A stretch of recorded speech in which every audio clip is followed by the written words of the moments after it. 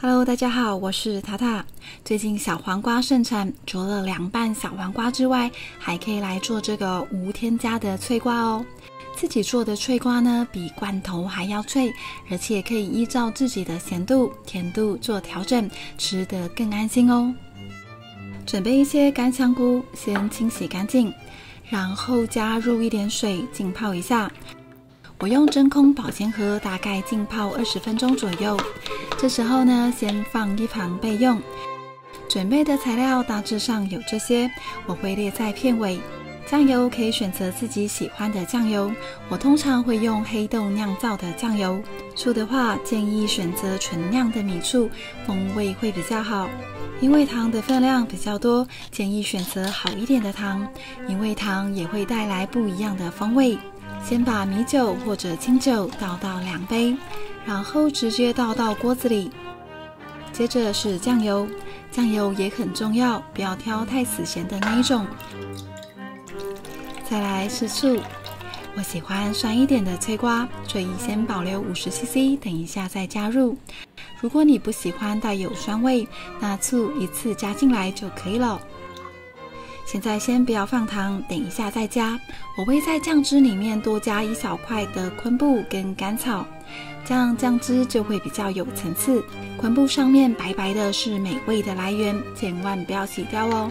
如果不嫌麻烦的话，可以加入4片的甘草一起浸泡，汤汁会带有一点甘甜的风味。现在香菇也泡好了，不用挤干，直接的放到酱汁里面就可以了。把香菇的蒂翻过来，这样会比较好吸收酱汁。这时候先酱浸泡30分钟以下。准备大约900克的有机小黄瓜，这是我爸爸亲手栽种的有机小黄瓜，保证安心。前面切掉一点点就好，爸爸种菜很辛苦，不能浪费。大概切成1公分宽的小圆片，太厚的话呢，也会不容易入味哦。这个酱汁比例大概可以做到900克的小黄瓜，不过我这边切完大概只有剩850克左右。另外器具的部分可以准备2个平盘跟1个捞勺，等一下会比较好捞。现在先开中火加热，这个昆布呢不能煮太久，汤会浊浊的。好了，现在看到锅边小滚的状态，就可以把昆布夹起来了。这时候把糖加进来，拌一下，让糖溶解。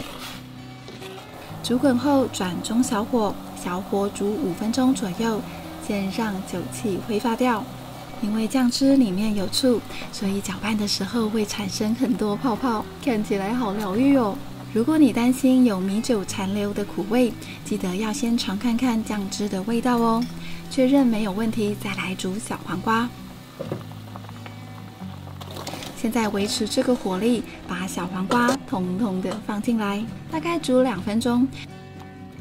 这时候小黄瓜会比较多一点，没有关系，稍微的翻动一下就好。2分钟到，大概酱汁会起小泡泡的样子，这时候赶紧关火，取出小黄瓜，甩掉多余的汤汁，然后快速的倒到平盘来散热。现在把香菇跟甘草先挑起来，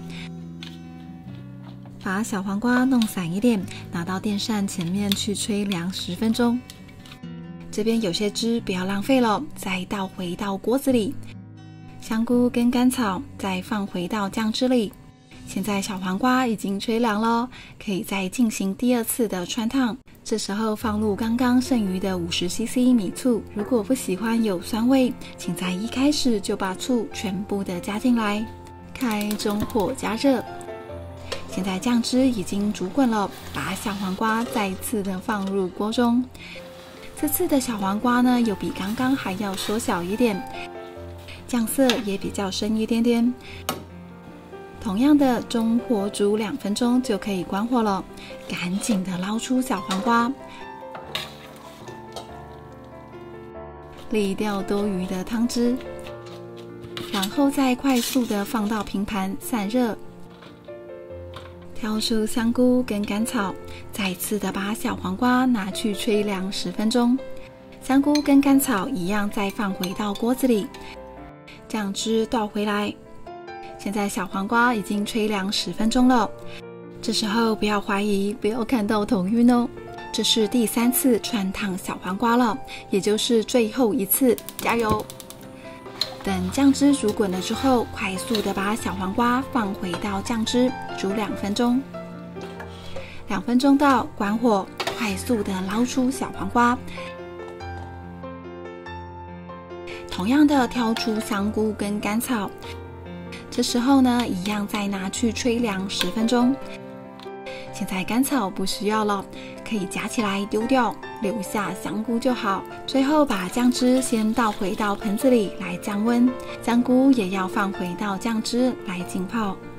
除了小黄瓜要放凉之外，这个酱汁也要完全放凉才可以哦。好了，现在酱汁也冷却了，小黄瓜也冷却了，小黄瓜的颜色也比刚刚还要再深一点。这时候准备一个玻璃罐，玻璃罐要先煮沸消毒过，冷却后才能使用哦。先把小黄瓜放到玻璃容器里面，尽量放满一点，然后再加几朵香菇进来。接着把酱汁慢慢的倒入到瓶子里，可以再补几个，尽量塞满。这个罐子呢是475毫升，今天的分量大概可以装3瓶，刚刚好。因为我们这个酱汁呢有加酒类，所以小黄瓜的保存期限会比较长一点，大概可以放到1个月左右。如果没有加酒的话呢，大概放2个礼拜就要赶快吃完咯。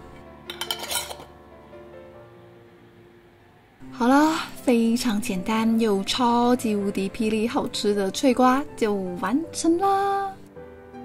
我的酱瓜不会太咸，也没有特别甜，吃起来很清爽，不知不觉就会想要多吃几个。早上煮稀饭或者搭配1碗饭，煎1颗蛋来配，超级好吃。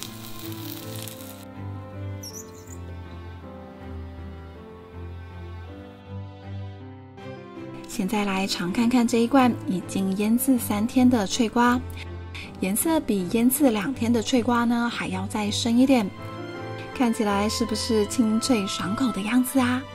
这个腌制脆瓜的酱汁呢，可以淋一点拌饭或者稀饭都很好吃哦。自己做的脆瓜呢，吃起来跟罐头完全不一样，酸酸甜甜，还会回甘。把蛋跟这个饭拌在一起，超级美味。